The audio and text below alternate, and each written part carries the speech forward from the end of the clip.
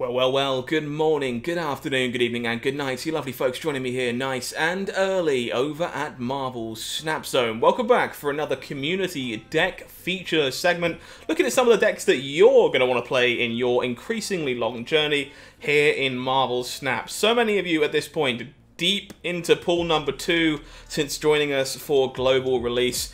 And that's extremely exciting stuff. It means we get to open up our horizons to look at some of the more unique decks that are available to you in Pool 2 that are particularly good against Pool 1 strategies and offer you a little bit more complexity as well as you make your way into Pool number 3. And for some of you, that really won't be very long now at all because of just how much you guys have been enjoying the game. It's just been honestly super fantastic to see, and I hope that continues to be the case. Today, we are going to be looking at a list that was showcased just a little while ago by a very well-known content creator in the form of Regis Kilbin, well known from their Hearthstone content, and also very, very passionate about their stuff in Marvel Snap as well. If for some reason you don't know who Regis is, go and check them out. They make some fantastic stuff, and you should definitely give them the time of day. I know they made a video on this deck themselves, so if you want to watch the expert, the man, the myth, the legend who built it, play it on their channel, you can do that too as well, and it's definitely worth checking out. There's a link to that video in the link to our article version of this in the description box below. So go check out the article version of this video, and you can find their video linked in that. So please give them the time of day and let them know we sent you if you feel like it. But they think this is the best deck you can be playing in Pool 2 early on if you're picking up cards and looking to climb up that ladder. It is a Dino deck with a small destroy package built in. Not a combination you see all too often, definitely kind of fusing the best of both worlds in some cases. And I'm really interested to get my hands on this one and see how it plays into a variety of Pool 3 opponents. So let's take a look at all the big important cards for this deck. Destroy package. You're starting to see more and more of this, and it will not go anywhere when you keep playing Marvel Snap. Cards like Nova have been, well, just very strong since the beta, to be honest. 1 power to everything if you destroy it. It's really easy to destroy it with cards like Carnage. Going to get bigger for every single card it destroys when it comes down. Killmonger, killing all those 1-drops. Really good against your Kazoo opponents. Fantastic card you'll get your hands on in Pool 2 for sure. Cards like Deathlock that destroy everything at the location. Really good on rate as well. 5 power for 3 resources is definitely a solid stat line. What else are we looking to destroy in that destroy package? Well, we're bringing in Sabretooth. Sabretooth here, every time you destroy it, it will pop on back to your hand, but it's going to cost 0 that time, meaning you can reassign it to another location or move it around, keep it cheap, keep it hidden in your hand until you don't want to give your opponent any more information. Play it on that final turn of the game for an extra little boost where you want it. The biggest one, however, Bucky Barnes. Bucky Barnes, a card you will acquire very, very soon in Pool 2 if you haven't already. Possibly the best thing to be blowing up in all these destroy-based synergy decks.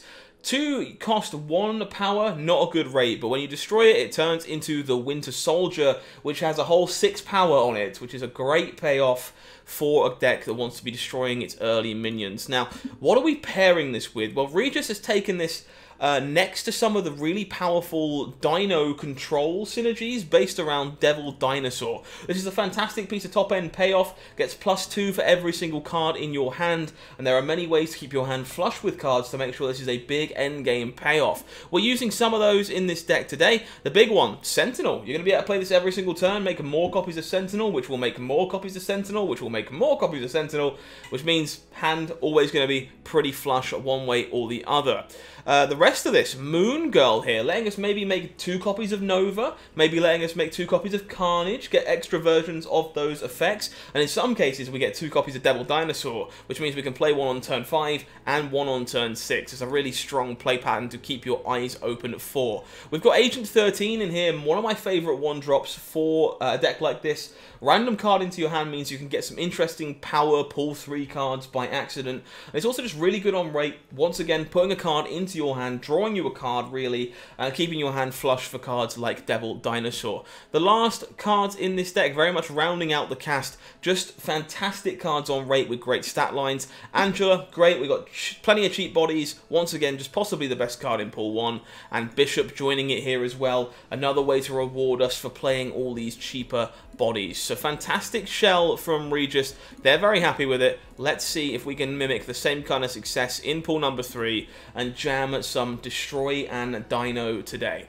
Thanks for checking out the stuff, folks. Hopefully you are enjoying these community deck highlights. Do let us know what you think in the description box down below. If you want to see something else, maybe we could be doing something a little bit better than we are. We'd love to know. It's super important for us to find that kind of stuff out. So hit us in the comments. Make sure we're aware of what's going on. So Nova here, pretty safe to just put into Washington, DC. Probably getting killed by Killmonger. Might play Sabretooth on 3 and then Carnage them both away. Could be pretty solid starts either way round. Iceman, where are you going? Ooh, okay, Killmonger costing 4 probably means that Carnage will be doing the destroying early here. Tinkerer's Workshop. Okay, we're going to get to play Sabretooth on 2. That's a really strong change of pace. Sentinel a reasonable pickup, but I definitely want to make the most of my 3 energy this turn. So Sabretooth into Washington, DC you go.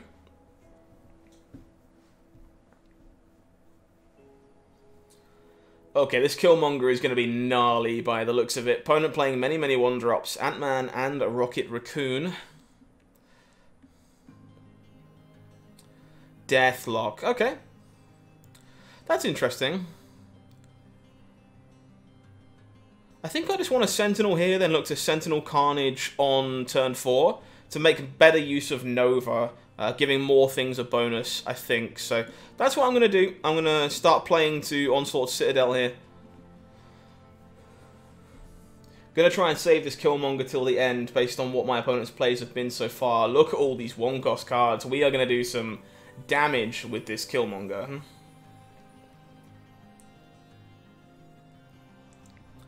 We do draw Bucky Barnes. That's a bit better than playing a Sentinel. So Bucky into Carnage is the name of the game here. Let's rip to shreds Washington, DC.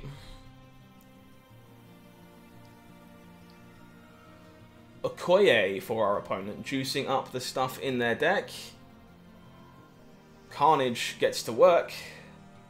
Sadly, the Nova bonus will not go onto the Winter Soldier because of the order that we played the cards in, but it does go onto Sabretooth. And we now have 18 whole power at Washington, DC here, because this is, well, what can I say? A no-ability trigger. A no-ability creature, I should say. Moon Girl here is super interesting. It gives us 2 copies of Sabretooth. Oh, no, it doesn't. We have too many cards in our hand. We have too much stuff.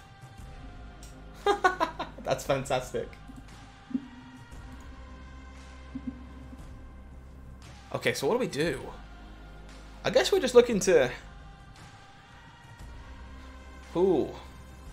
Okay, so I think all I'm going to do is play Deathlock mid. Sentinel over here in Onslaughts.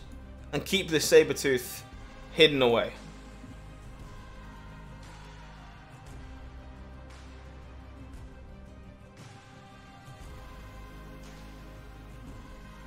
Really promising stuff here so far. Okay, so sadly, Iron Man into Onslaught Citadel is bad news. We're probably not winning that one, so we're probably making a play here for Tinkerer's Workshop. We could just kill both of these 1-drops, to be fair. I think I'm going to snap back. This is just really gnarly.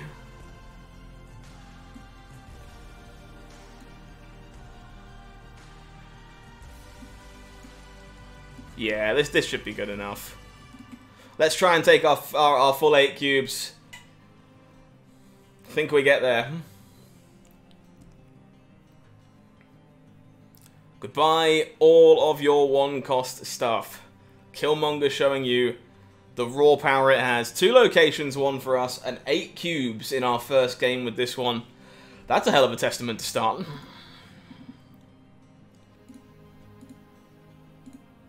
Let's go again, see if we can keep the positive record going. I'm excited.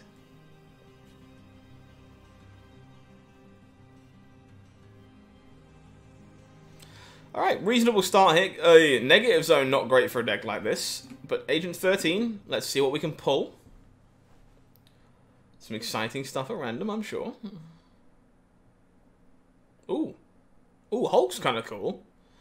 The Space Stone is not cool. These locations, pretty rough for us here, to be honest. Maybe I can get Angela big enough to dominate the negative zone. Ugh. I don't think so. I think I'm playing it into right here. This is not what I was hoping to see, I'll be honest. Okay, Nova. Nova plays well with this Killmonger on the following turn, so gonna keep stacking up here on the right hand side in Titan, I think. Okay, Polaris pulling away Agent 13 is somehow beneficial and really annoying. Okay, so Nova Killmonger is where I'm going, I think. Hopefully this Hulk can dominate the Space Throne all by itself. That would be nice. Okay, no need. Opponent going to play a Storm.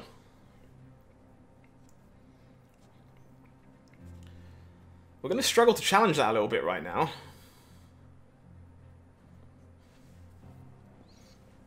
I wish they'd storm the negative zone, but never mind, I guess. Looking solid on the right-hand side here. Okay, this is a really nice little power punch. We can just, you know what? Let's just play the Hulk. Let's just try and take this with Hulk. See if we can't win flooding with 12 raw power. And then we can always Bucky Barnes Carnage on turn 6. Pretty big turn for our opponent here. Scorpion takes loads of stats away. Lizard into Iceman. Iceman could throw a wrench in our plans, but looks like we're okay. Sabretooth's probably not getting played this game anyway. Moon Girl, a bit late for you. Think I'm making a play into the negative zone and hoping that it's good enough. Fingers crossed.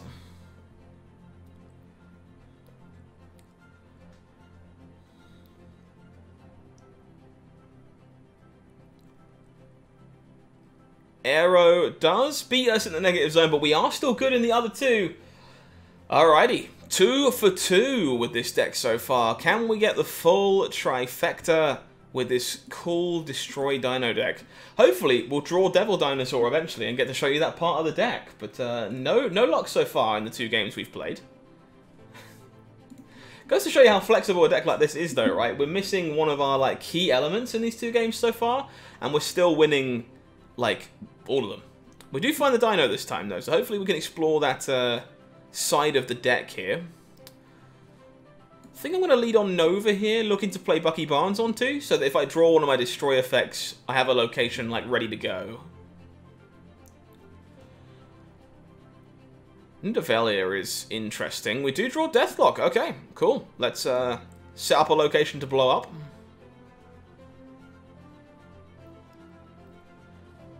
Multiple man, we got a bit of movement on the other side of the table. Okay, alright. You have my attention. We draw Carnage 2. Okay. So I think I am just going to take my turn here. Let's get a little juice onto this Agent 13 over in Miri Isle.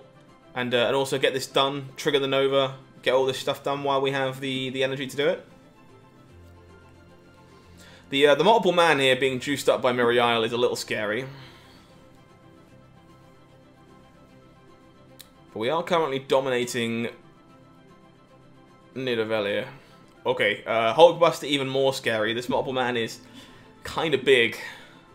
And is likely going to get duplicated all around the place. We generated a random Juggernaut, which I think is actually going to be quite good here. I assume opponent's going to want to play into Miri Isle, so I'm going to put it there.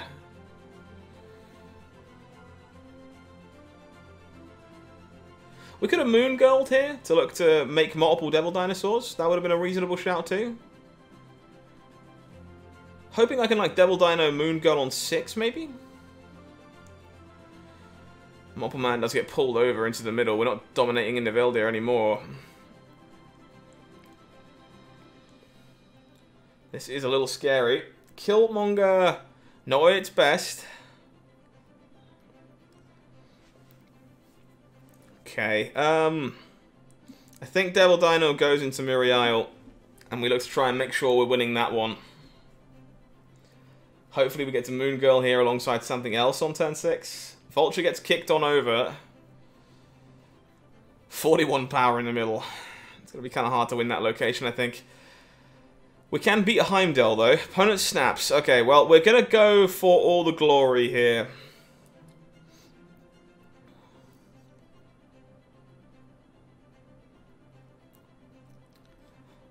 I think what we do is we diversify. So Heimdall coming down on the right-hand side here means everything would shift over. Which would be 18 power, which we currently beat.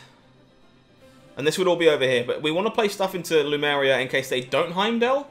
So we can still win Miriana and Lumeria. So I think this is what we're doing. Going to try and diversify to beat Heimdall, maybe? They choose to Heimdall in Lumeria. Okay. Do we beat that? I did not do the math on that one.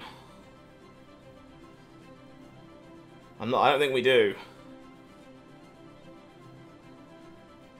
Yeah, it's kind of rough. I think we hedged our plays against one of our options, and unfortunately we picked the wrong one. Too many multiple men left in the middle.